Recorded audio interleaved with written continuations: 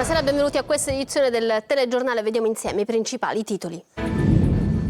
Il presidente Schifani annuncia procedure semplificate per i ristori e interventi urgenti di messa in sicurezza dei centri costieri colpiti dal ciclone Harry dopo i sopralluoghi nella Cese e nel Catanese. Intanto il governo nazionale anticipa il Consiglio dei Ministri per dichiarare lo stato d'emergenza. E sul disastro costiero Legambiente denuncia: in Sicilia il cemento illegale ha ridotto di 1/3 il suolo a 300 metri dalla costa. Ad Agrigento Mare Amico lancia l'allarme. Da tempo le onde sgretolano la fresia di Zingarello, ma nessuno interviene. A rischio le spiagge del litorale. Nella cattedrale di Cefalù applauso di Mattarella per esprimere con il sindaco vicinanza e solidarietà alle comunità colpite dal ciclone. Il capo dello Stato presenzia il convegno Mediterraneo Mare di Pace. È stata disposta l'autopsia sul corpo dell'operaio morto nella zona industriale di Brancaccio a Palermo. Villa Abate è in lutto dopo l'ennesima tragedia sul lavoro in Sicilia. A Catania la polizia disinnesca a San Cristoforo un potente ordigno esplosivo nascosto in una cantina e pronto per scassinare un bancomat. Calcio in Serie C, il Siracusa ci prova ma cede al Benevento dopo un avvio promettente, perdendo poi 3-2 al termine di una gara ricca di gol ed emozioni. Sempre in Serie C, il Catania dopo gli ultimi colpi di mercato attende il Cosenza per mantenere la vetta della classifica. Domani il Trapani gioca a Caserta.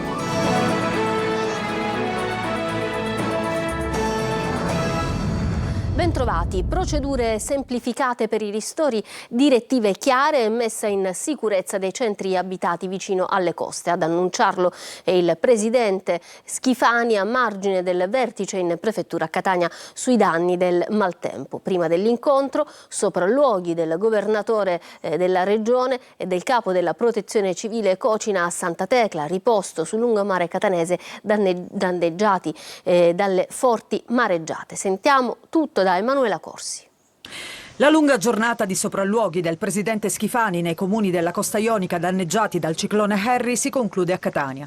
Prima una ricognizione dei danni sul lungomare, poi un incontro in prefettura con sindaci, operatori balneari e associazioni di categoria. Ci occuperemo anche di un primo intervento finanziario, risarcimento al ristoro dei danni naturalmente, per lenire un attimo le sofferenze di quegli imprenditori che vedranno ridotto il proprio reddito. Il presidente ha convocato per lunedì mattina una riunione d'urgenza dei dipartimenti e degli assessorati competenti. I direttori regionali dovranno essere non operativi dietro le scrivanie, ma operativi sui territori. Devono adottare una mentalità, diciamo, che nel rispetto della legittimità consenta però chiarezza per cosa devono fare gli imprenditori balneari, cosa devono fare i cittadini per poter intervenire urbanisticamente per le loro ricostruzioni. Tra gli interventi bisognerà pensare ad un piano per mettere in sicurezza gli insediamenti abitativi vicino al mare. Quei paesi che danno sul mare vanno protetti da un mare che può diventare letale o pericoloso come quello che è diventato giorni fa. Qualcuno dice che questi danni, o meglio una parte, si potevano evitare perché purtroppo in Sicilia si costruisce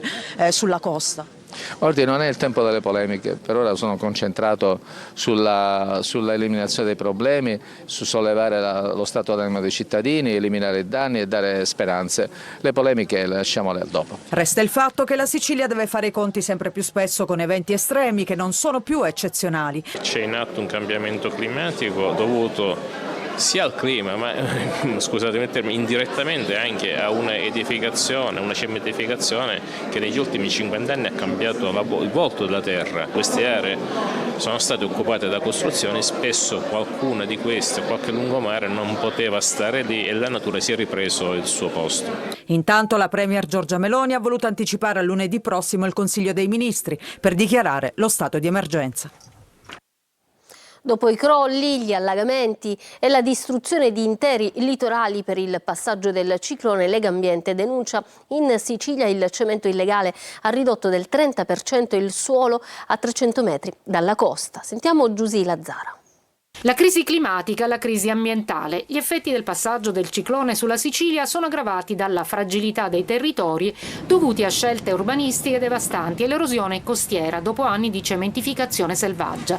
Questo è il report di Lega Ambiente Sicilia che dopo il disastro dei giorni scorsi chiede un cambio di passo. È del tutto paradossale, oltre che responsabile, pensare di continuare a ricostruire negli stessi posti che sono esposti fortemente agli eventi estremi, così come è responsabile pensare di aggirare i vincoli ambientali con nuove colate di cemento per rispondere appunto a questi eventi emergenziali. Si è costruito sulle spiagge e sulle coste rocciose, impermeabilizzando il suolo e distruggendo le difese naturali della costa. In Sicilia negli ultimi 40 anni l'avanzata del cemento legale e illegale ha sottratto quasi il 30% di suolo entro i 300 metri dalla linea di costa. C'è bisogno, aggiunge Legambiente, di pianificazione su dati scientifici e scenari climatici aggiornati.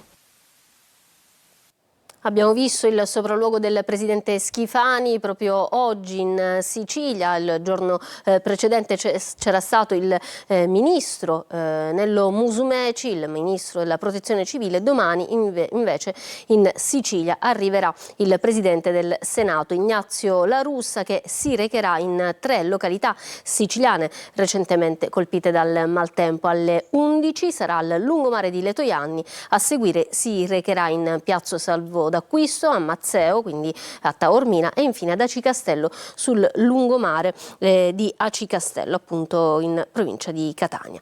Ritorniamo ad occuparci ancora dell'erosione costiera, perché ad Agrigento Mare Amico lancia l'allarme per il continuo arretramento causato dalle onde della falesia di Zingarello, un fenomeno che dura da anni, senza interventi, a rischio la scomparsa definitiva di colline e spiagge del litorale, come ci racconta Davide Sardo. La falesia di Zingarello continua a crollare, un arretramento costante che va avanti da anni, aggravato dall'assenza di interventi strutturali. A denunciare la situazione è Mare Amico Agrigento. Le immagini mostrano una falesia che si sgretola giorno dopo giorno, con nuovi crolli ritenuti imminenti. Un fenomeno di erosione mai realmente contrastato. La situazione ricorda che in passato erano stati stanziati fondi per studiare il dissesto della costa di Zingarello, risorse poi dirottate altrove e mai utilizzate. Quello che vediamo è colpa dell'abbandono, della mancata manutenzione e dell'erosione costiera. Presto la collina crollerà, come è crollata negli scorsi anni, anche durante la stagione estiva, facendo rischiare la vita ad alcuni bagnanti. Una criticità che si inserisce in un quadro più ampio di incuria delle coste, emerso con forza anche dopo il recente ciclone che ha messo a nudo tutta la fragilità del litorale agrigentino. Il presidente Mattarella anche oggi in Sicilia, dove ha partecipato al convegno in corso a Cefalù sul tema Mediterraneo, mare di pace. In apertura l'applauso di solidarietà alle località colpite dal ciclone. Orazio Longo. La Sicilia martoriata dall'uragano Harry accoglie il presidente Mattarella in un lungo applauso di solidarietà rivolto alle comunità colpite e danneggiate dalla violenza del ciclone nei giorni scorsi. Il capo dello Stato in visita a Cefalù, ospite in Duomo del convegno Mediterraneo Mare di Pace promosso dalla Fondazione Accademia Via Pulchritudinis in collaborazione con la diocesi e il comune.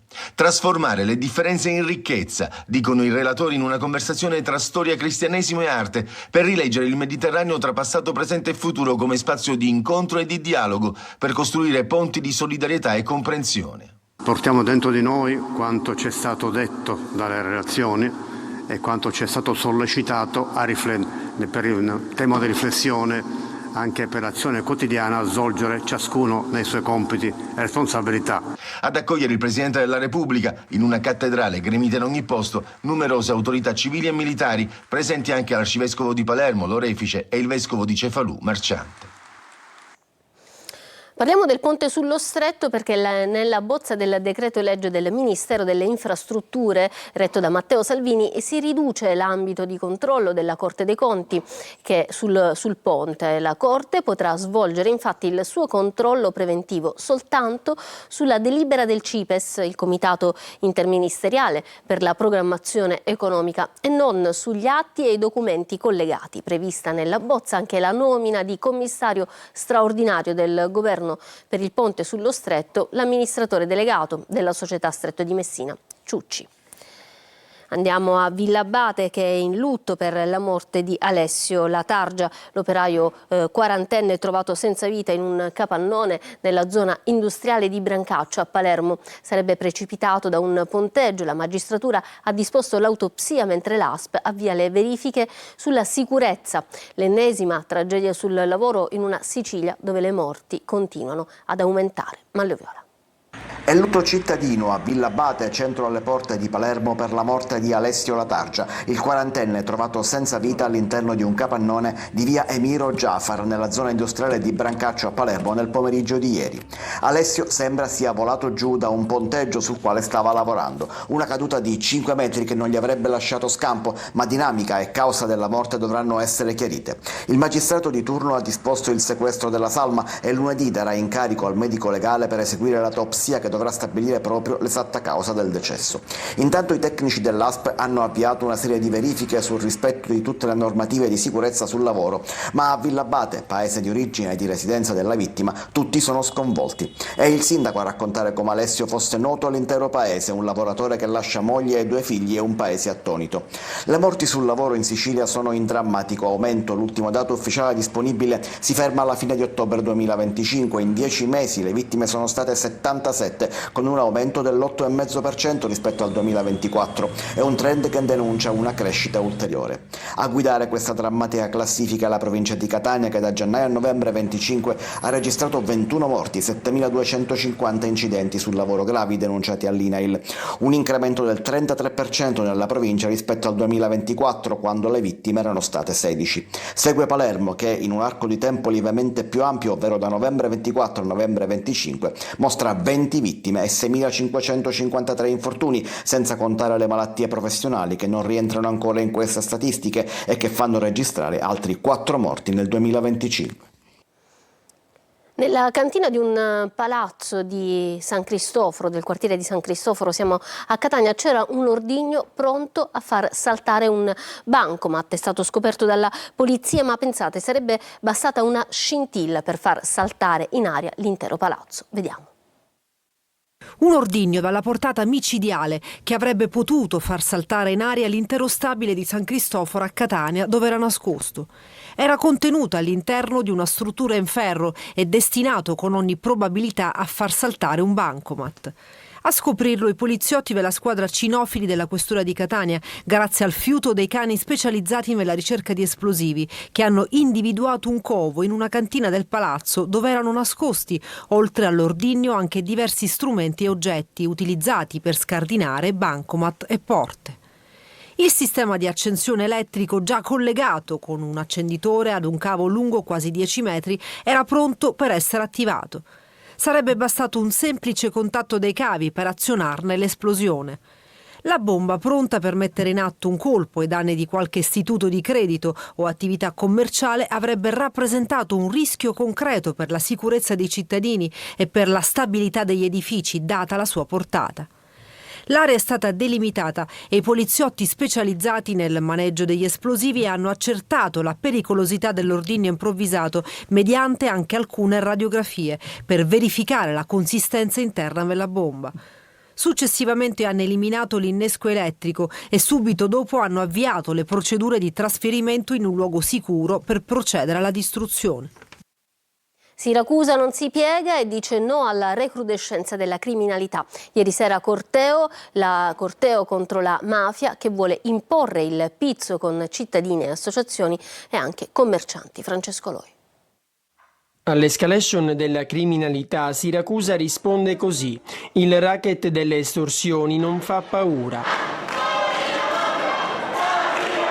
Nelle ultime settimane diverse le intimidazioni ai commercianti, dalla periferia al centro. Ma come si legge su questo striscione, Siracusa non si piega. Lunedì ci sarà un incontro col prefetto, con i rappresentanti delle forze di polizia, col procuratore e col commissario nazionale anti-racket, il prefetto Maria Grazia Nicolò. Faremo un punto sulla situazione. Ma se da un lato si scende in piazza, dall'altro c'è un problema di fondo. I commercianti che denunciano denunciano sono pochi. È chiaro che l'attività estorsiva ha due finalità, uno quello di fare soldi, l'altro è quello di dimostrare che controllano il territorio. C'è solo una medicina: reagire e denunciare. Perché come invogliare chi non denuncia a farlo? Chi non denuncia deve sapere che prima o poi sarà vittima. Come ha detto più volte Cracolici, a Siracusa le famiglie mafiose si sono infiltrate nell'economia sana, una città spesso definita tranquilla, che in realtà forse così non è. L'allarme sicurezza però riguarda un po' tutta la provincia, non solo intimidazioni ma anche furti con spaccata. Per questo si chiedono più controlli e telecamere. Non possiamo immaginare che ci sia un poliziotto, una telecamera per ogni, per ogni cittadino. Bisogna fare un lavoro che sia quello della sorveglianza da un lato, della vigilanza, ma anche un lavoro culturale che va fatto. A Caltanissetta, scontro politico, il sindaco Tesauro respinge l'offensiva per le sue dimissioni condotta da Area Civica e dal deputato regionale Lavardera. È partita dall'indagine sui finanziamenti illegali agli spettacoli. Vediamo. E scontro politico a Caltanissetta dopo la conferenza stampa di Area Civica, alla quale ha preso parte anche il deputato regionale Ismaele Lavardera. Il sindaco Walter Tesauro è intervenuto per respingere le richieste di dimissioni e chiarire la posizione dell'amministrazione comunale. Tesauro ha ribadito la correttezza dell'azione di governo fondata sul rispetto delle procedure, sulla trasparenza degli atti e sull'interesse pubblico. Nel dibattito è stata richiamata anche la vicenda giudiziaria relativa all'utilizzo dei fondi per gli spettacoli, che vede indagati il deputato regionale di Forza Italia Michele Mancuso e il suo braccio destro Lorenzo Tricoli, per i quali la procura ha avanzato una richiesta di arresto e che Area Civica ha indicato come riferimenti politici del sindaco. Il primo cittadino ha precisato che tali vicende non riguardano l'amministrazione comunale, ricordando che in uno Stato di diritto le responsabilità sono personali e vale la presunzione di innocenza. Infine l'invito alla consigliera Annalisa Petitto, presidente della Commissione Trasparenza, ad un confronto più propositivo e l'annuncio di una conferenza stampa sui risultati dell'amministrazione. Andiamo a Palermo. La fiera avicola ai cantieri culturali della Zisa fa esplodere le polemiche. E la fiera dei polli criticano Legambiente e altre associazioni. L'assessore Cannella dice non c'è motivo di scandalo. Vediamo Marco Gullà. D'accordo che magari non gradisci la presenza del Signore, ma segnalarlo in maniera così netta mi pare maleducato. È stata etichettata polemicamente la Fiera dei Polli. Siamo ai cantieri culturali della Zisa a Palermo e in questo weekend va in scena la Fiera Avicola, una mostra di volatili di ogni specie che sta richiamando tantissimi visitatori. La scelta di utilizzare spazio zero per l'esposizione e la promozione di polli da allevamento a sentire il fronte dei contrari è incoerente con la missione dei cantieri della Zisa, luogo dedicato ad attività culturali e artistiche. Nel prendere le distanze dalla polemica sulla mostra, l'assessore alla cultura Giampiero Cannella ha detto che non c'è motivo di scandalo, ricordando come lo Spazio Zero abbia già ospitato eventi non strettamente legati alle arti performative o visive. Altri fronti politici sostengono invece che questo evento promuove il rispetto per gli animali e che sceglie di farlo coinvolgendo le scuole e i bambini. Noi proviamo a spegnere polemiche e spigolature, facendovi conoscere Harold, la mascotte dell'evento. Si chiama Harold ed è un barbagiano. È appartenente alla famiglia dei titoni, precisamente Tito Inter della specie. Nello specifico Harold è qui per rappresentare Oblivion, una realtà locale a tema Harry Potter. Ristorazione assieme a intrattenimento. Per l'appunto Harold è qui per questo. Saluta Harold. Credo sia un po' troppo entusiasta. Quantomeno non vi ha dato le spalle. È stato inaugurato a Catania, a Librino, Librino App, il centro aggregativo per minori e famiglie realizzato dal Comune in un bene confiscato alla criminalità e restituito al quartiere come presidio educativo e di legalità. Lo spazio, ristrutturato con i fondi PNRR e gestito dall'associazione Teritacum, offrirà attività educative e di inclusione per contrastare dispersione scolastica e disagio giovanile. Ci fermiamo adesso per una pausa, tra poco lo sport e il calcio.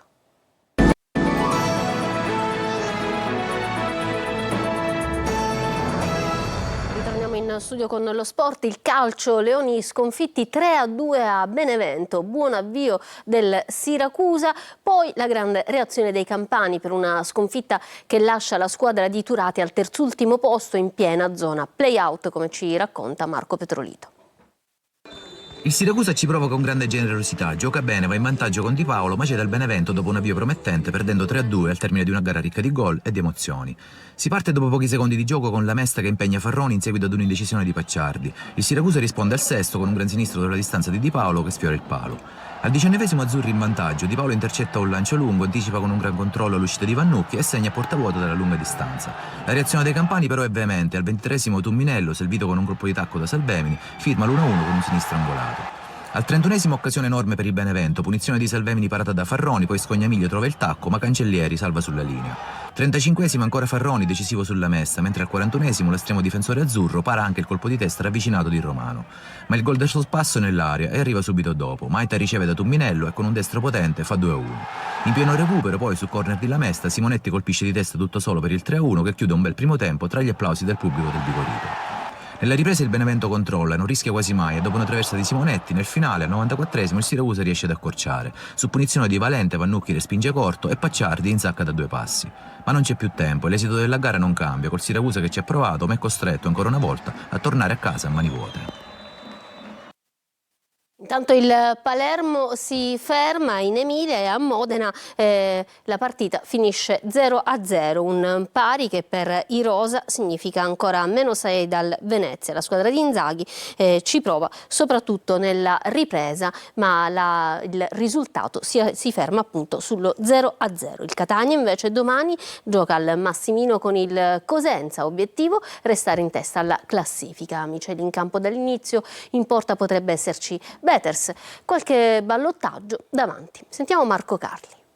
Il Catania pronto ad essere accolto al Massimino dopo la bella vittoria di Monopoli per conservare il primato, ma anche per i catanesi che hanno patito la furia di Henry. L'intero incasso della partita con il Cosenza, come ha comunicato Pelligra, sarà devoluto per aiutare a ricostruire dopo la devastazione lasciata dal ciclone. Vogliamo rivolgere un pensiero a tutte quelle persone che hanno subito la forza di queste mareggiate. Un gesto di cuore, lo stesso messo sul campo dalla squadra in Puglia per rimontare sul finale. Il 2-1 di Monopoli è un'iniezione di fiducia per il futuro. Il nostro obiettivo è sempre quello di rimanere in testa. Per quanto riguarda il mercato è chiuso. Ci avevamo posti degli obiettivi in determinati ruoli dove per infortuni o magari sotto l'aspetto numerico eravamo pochi, l'abbiamo raggiunti. Contro il Cosenza ci saranno tanti volti nuovi da osservare, Miceli soprattutto che ritrova il rosso-azzurro dopo le giovanili, Carnielutti e Di Noia sono gli ultimi arrivati ma già vogliosi di dare il contributo. Lunetta non è al meglio, si candidano Bruzzaniti ed Ausilio, ma anche Rolfini che entra nelle alternative lì davanti anche con Forte e Caturano. Da verificare le condizioni di Dini. Ci vogliamo prendere pochi rischi. Il ragazzo è voglioso di giocare, però poi dobbiamo fare una riunione con lo staff medico. Siamo sereni perché Klaus si è allenato sempre in modo straordinario ed è concentrato e sul pezzo per la partita. Catania-Cosenza sarà seguita da Telecolor con diretta stadio, collegamenti dal Massimino alle 14, commenti da studio, più di 3 ore live fino alle interviste in anteprima a fine gara. Intanto il Trapani prepara la trasferta sul campo della Casertana, disperato bisogno di punti. Con un bisogno assoluto di punti, il Trapani ha preparato la trasferta al Pinto di Caserta. Di Noia al Catania è l'ultimo tassello di un mosaico che continua a perdere pezzi nella totale incertezza sul futuro, complice il rinvio al 9 marzo della sentenza del Tribunale federale. La Casertana si è staccata definitivamente dalla corsa alla promozione diretta in B, ma punta al miglior piazzamento possibile in chiave play-off. Le motivazioni rossoblù quindi sono forti davanti ad un Trapani che per motivi diversi e obiettivi opposti ha altrettanta necessità di muovere la sua classifica. Presi dall'Altamura il terzino Pasquale Ortisi, ex Messina, e dalla Vispesaro il centrocampista Cristian Nina, ma a preoccupare di più sono le prossime partenze con un Trapani sempre più debole e soprattutto con il presidente Antonini in rottura prolungata con tifosi, città e istituzioni. Al Pinto assente lo squalificato Marcolini, in attacco confermato Stauschuk. Per una pausa, torniamo tra pochissimo con le ultime notizie.